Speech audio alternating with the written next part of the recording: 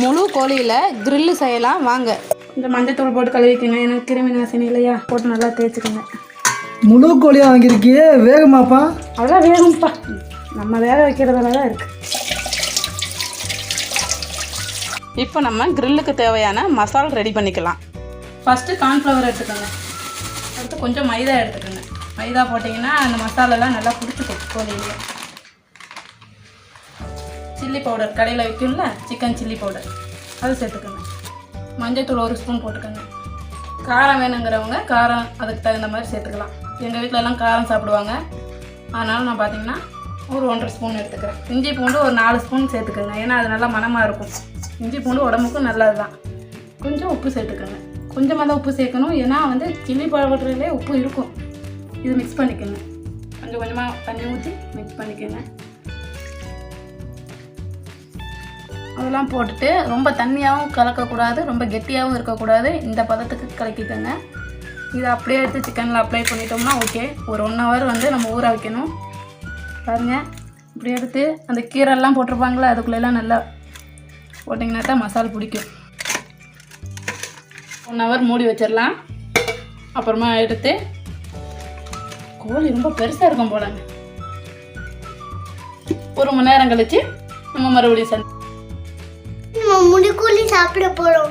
நீங்களும் அம்மா சமைக்க போறாங்க, நீங்களும் வந்து சாப்பிடுங்க வாங்க.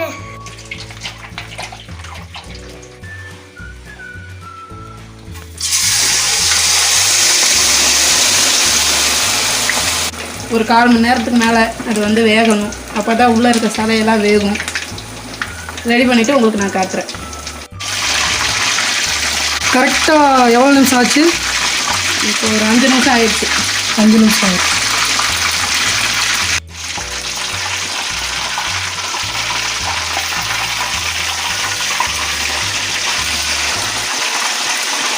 நம்ம எவ்வளோ பெரிய சிக்கன் போட்டோம், இப்போ எண்ணெயில் வந்து எவ்வளோ சின்னதாகிடுச்சுன்னு பாருங்கள்.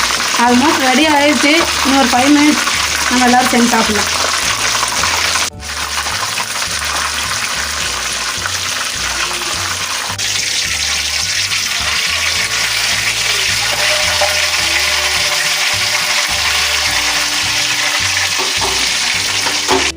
நல்லா வெந்துருச்சு ஃப்ரெண்ட்ஸ்.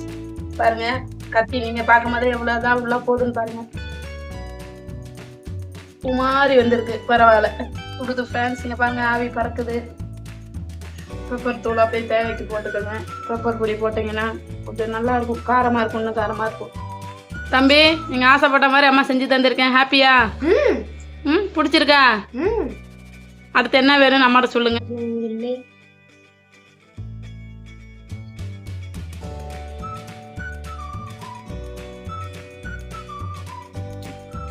சூடாக இருக்கா?